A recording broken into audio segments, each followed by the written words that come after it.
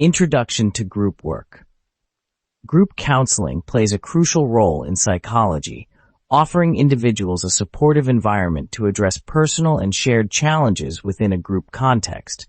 The generalist perspective in group work emphasizes the importance of versatility and the ability to work across different settings and with various populations. This approach requires a broad understanding of human behavior, group dynamics, and the ability to apply various therapeutic techniques depending on the group's needs. In the context of group counseling, this means that a group leader must be equipped with the skills to handle a diverse range of issues, from emotional and psychological challenges to social and interpersonal conflicts. The generalist perspective also implies a commitment to ongoing learning and adaptation, as the leader must be ready to modify their approach based on the specific needs of the group and its members. Ethics in group work are paramount. The group leader bears the responsibility of ensuring that the group's dynamics are managed in a way that promotes a safe, respectful, and productive environment for all members. This includes understanding and applying ethical guidelines related to confidentiality, informed consent, and the appropriate use of therapeutic techniques. For example, a leader must have a thorough knowledge of the subjects being discussed in the group and should not attempt any technique unless they are adequately trained to use it. This is crucial to avoid harm and to ensure that the interventions used are in the best interest of the group members. Ethical practices also extend to the selection of appropriate therapy groups. When considering the type of group that would best serve the needs of its members, the leader must evaluate the group's goals, the issues being addressed, and the environment in which the group will operate. For instance, therapy groups, such as those for teenagers being treated for self-injury in an institutional setting, women with eating disorders, or victims of sexual abuse, require a highly specialized approach. The leader must obtain a contract or agreement with individual members when focusing on specific issues, ensuring that the group's work remains relevant and supportive of each member's therapeutic journey. The evaluation of group work and its applications involves assessing the effectiveness of the group process and the outcomes for individual members. This requires the leader to be observant and reflective, continually assessing whether the group's activities are meeting the intended objectives. The effectiveness of group work can be seen in the progress members make toward their personal goals, the development of supportive relationships within the group, and the overall improvement in the members' well-being.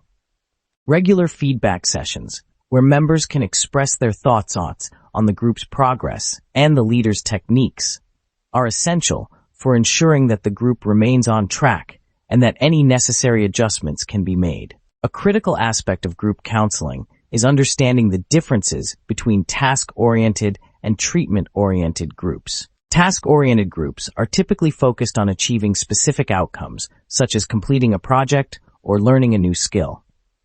These groups are more structured and often have clear, measurable goals that can be achieved within a set time frame.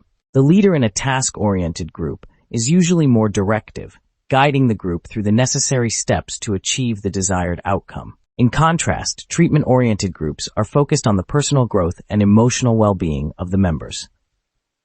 These groups often deal with more complex and sensitive issues, such as trauma, addiction, or mental health disorders. The leader in a treatment-oriented group must be skilled in creating a safe space for members to explore their feelings and experiences, facilitating deep, meaningful discussions that promote healing and personal development. The goals of treatment-oriented groups are often more fluid and may evolve as the members progress through their therapeutic journey. Understanding group dynamics is fundamental to the success of any group counseling session.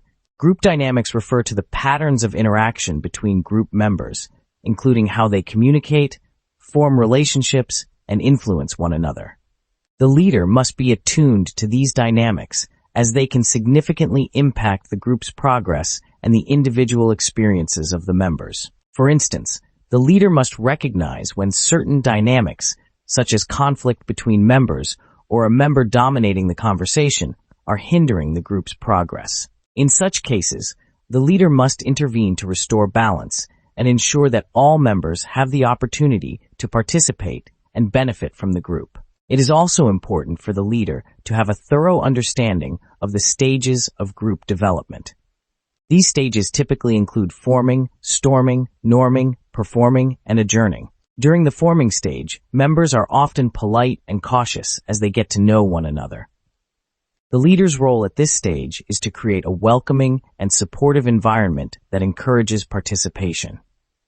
The storming stage may involve conflicts as members begin to express their opinions and test the group's boundaries.